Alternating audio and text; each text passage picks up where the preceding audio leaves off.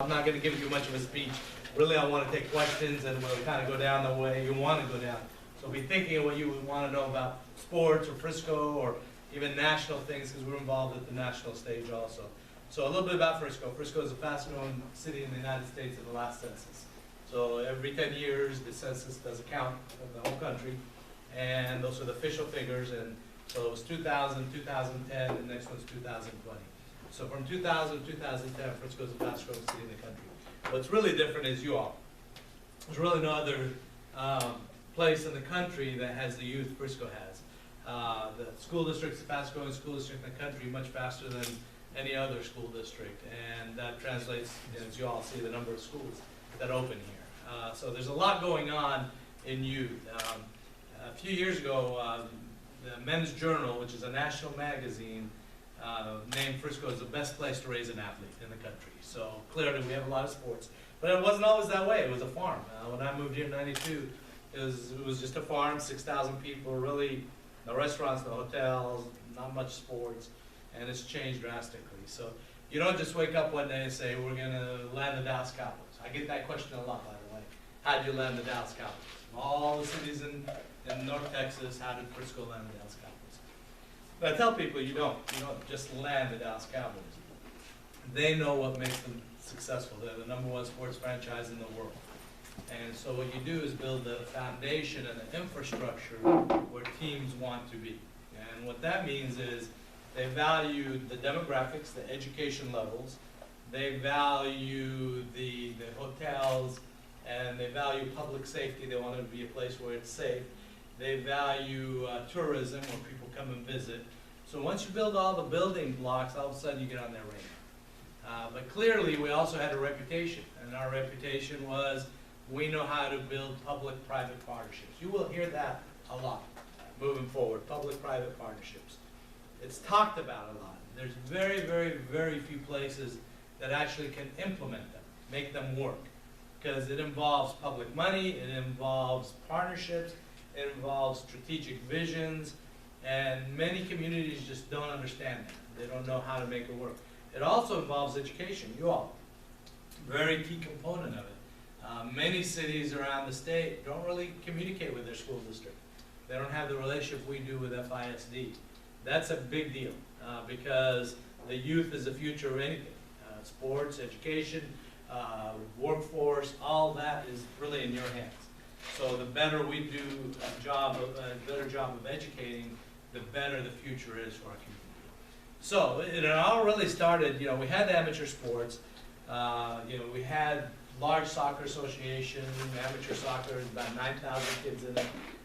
We have gymnastics. I don't know if you're all aware, we're home for WOGA, World Olympic Gymnastics. There, Nastia Lukin, Carly Patterson, the Olympians, Madison, the last Olympic gold winner, are all, their headquarters is in Frisco. And that's Valery Lukin, who's the national team coach, Evgeny Marchenko. So even at that level, we have some of the best out there.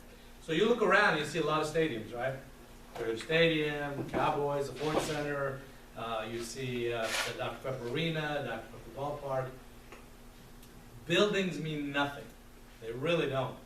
Some areas around the country says they take the stance, build it and they will come, right? That is never the case. Building an arena or building a stadium doesn't mean it'll be successful. The key for us is actually who's in those buildings, who has the passion and knows what they're doing. That is the key, because there's a lot of cities that have built stadiums and they operate them and they're failures. They lose money, they don't have events, they just don't work, because government really doesn't do that well. We wouldn't do it well. So if you look at the facilities we have, let's start with Toyota Stadium.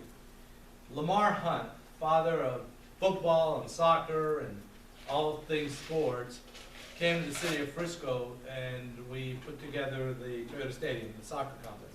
He was trying to create a new model for the professional soccer league to really embrace, because it wasn't working. The original soccer league folded, they were bankrupt.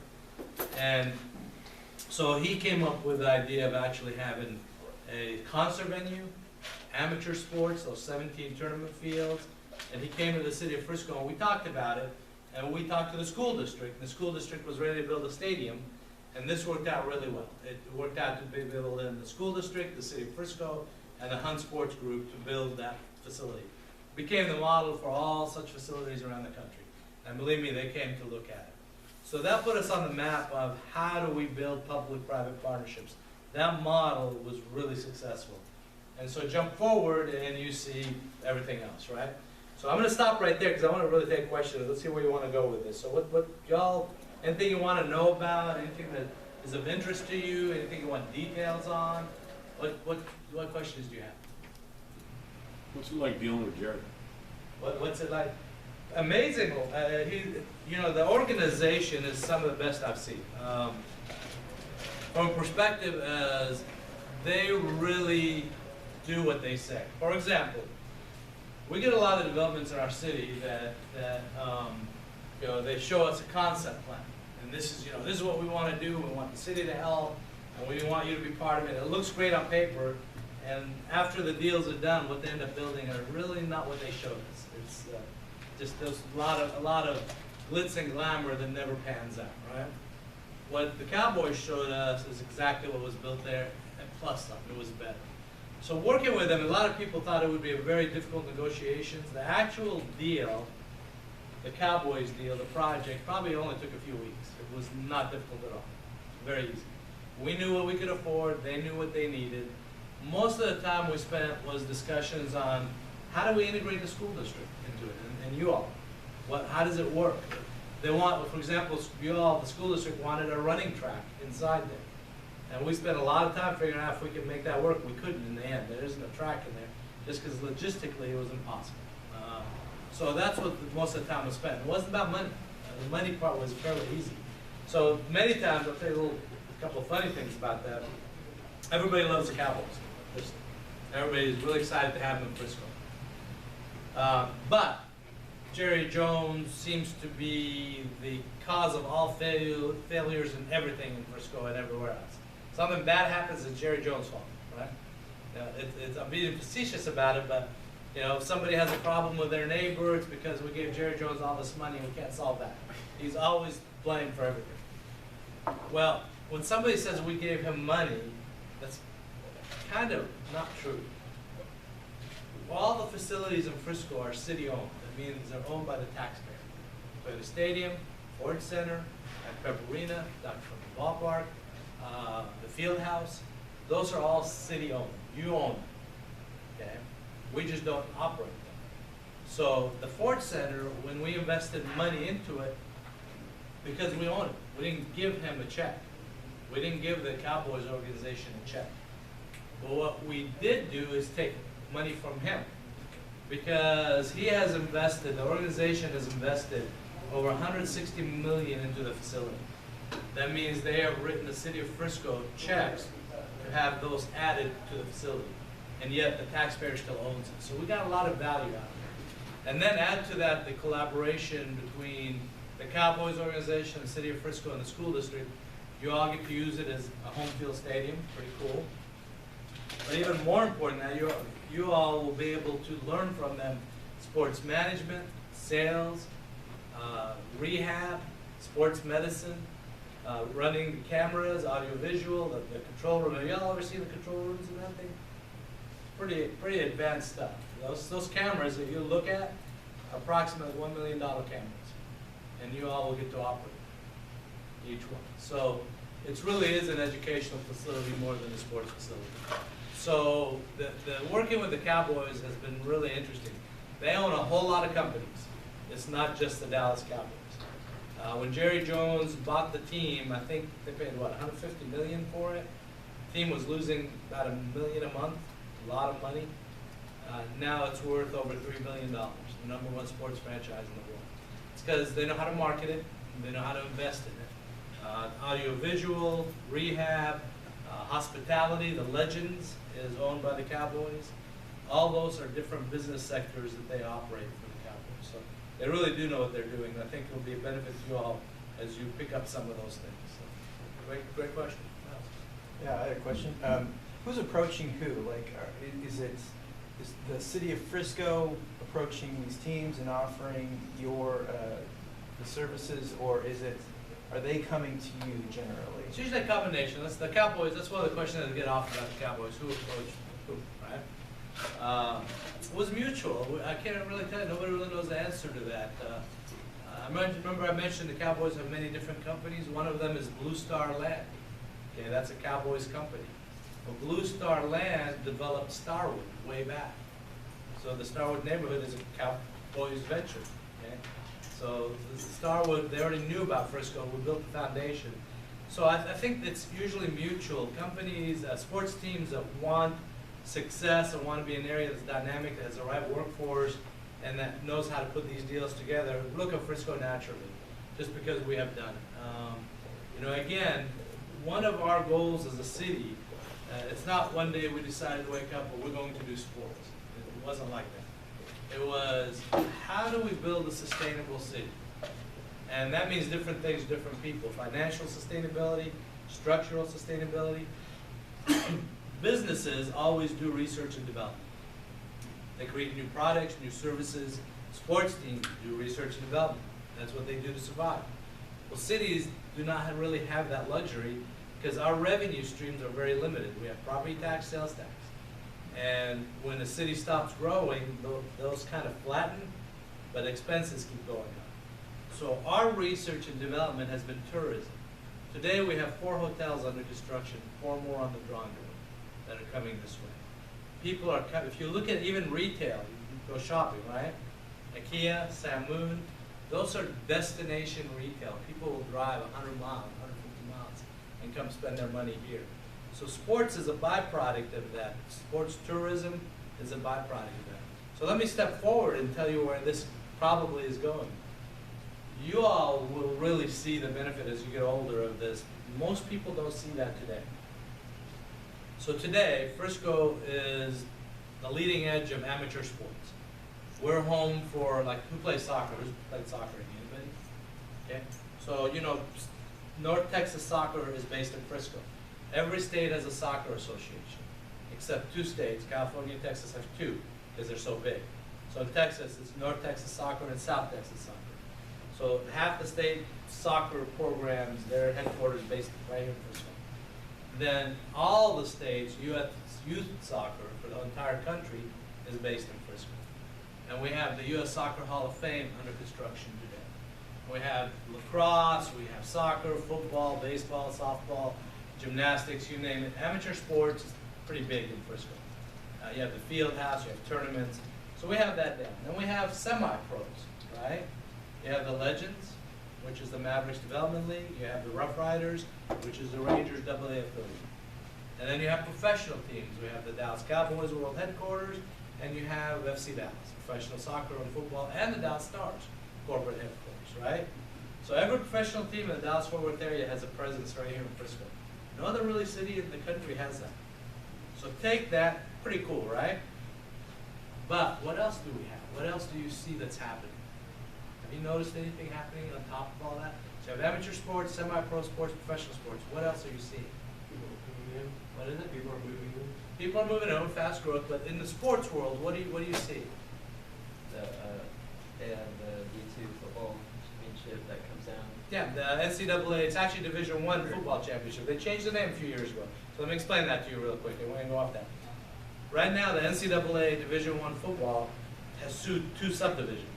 One of them, everybody's really familiar with, BCS, Bowl Championship Subdivision. So all the bowl games, that's BCS. It's not really a playoff system. There is a playoff, 4 teams right at the end, but so the other subdivision is called the FCS, Football Championship Subdivision. And we host that championship game in Frisco every year. That's a true playoff system. 24 teams make the playoffs, go through all the playoff games, and end up in Frisco. The difference is really the average attendance during the year. I think it's 15,000 or less, and the number of scholarships they provide, those are FCS schools. And then the BCS are usually the larger schools, bigger attendance. It's pretty cool having that here. But what do you see in Frisco with sports? And then you may not get this because you got to really be thinking far ahead and kind of see the pieces coming together. So I would put it to you this way. Frisco will be, and if it's not today, it's pretty close right now. The #1 sports innovative and technology city in the world. Okay? Because we already know we got amateur, we already got intermediate, we have semi-pro, and we have professional. Now, what's coming up at the Cowboys right now? What's under construction? Baylor, Scott White. Meadows. It's a sports rehab, sports medicine research hospital, strictly on sports. Now look what they're feeding into: amateur, semi-pro, and pro. Okay, right on site. Across the street, what do you have? UNT. Right, well, UNT's at Hall Park. It's good, but right across the street is another hospital. Which is it? Scottish Rite. Y'all know what Scottish Rite does? They do orthopedic, birth defects, sports injuries. They have 20 or 30 plus patents on orthopedics. They're the leading edge on sports orthopedics. Okay, add that to Baylor. So now you have the #1 sports city and innovation and sports medicine. You'll have scientists moving here that will be working. What's the biggest issue in the NFL right now?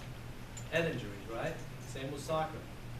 That research will be taking place right here because they'll have amateur and they'll have professional to feed on them. What else is going to happen? If you're a sports drink manufacturer, where do you want to test your products out and do research on? What other place to look? They happen right here. You're Nike.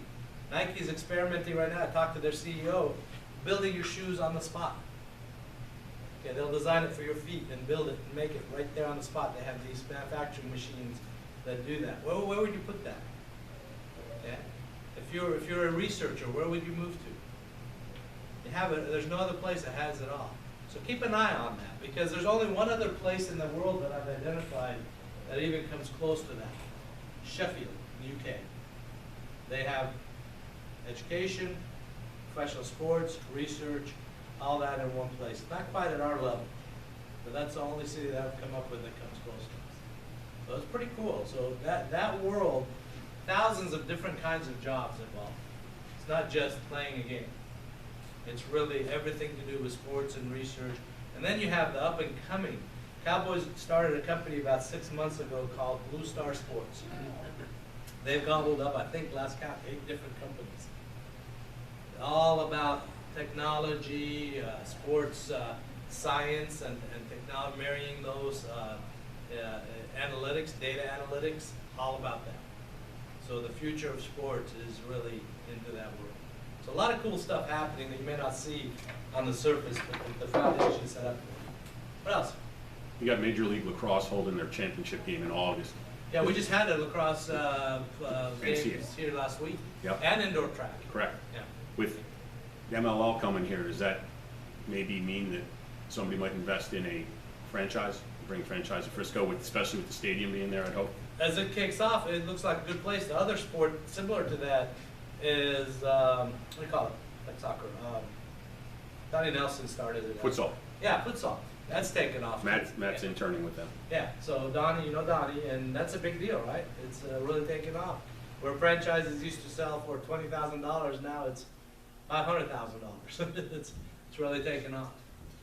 So yeah, and when I talked to Jerry Jones, his comment to me was they're going to hold 6 events a day at the Star. And you know what? I think they're doing that today. That's what they're doing now, because I'm seeing it. It's nonstop things taking place in there. Yeah. So it's going to be a active center. When the Omni opens up, the restaurants are all opening up in about 60 days. They're getting close to, they're being turned over for internal finish out right now. So that whole area will continue to morph into that. What else? Easy question so far. Anything sports, anything? How about education-wise? So when you went to school, were there classes you wish you'd taken, or are there classes you think they should take because for the overall being around it as a student coming out into the working world, are things they should take? Yeah, so I would encourage you, you're doing the right thing just by taking general classes now, but for those of you that are serious about any aspect of sports, again, there's hundreds of different jobs, whether it's media or sales or public relations, health. I would encourage you, you have opportunities now to do a lot of interns, to work with these organizations, they want, they're serious about engaging our youth and engaging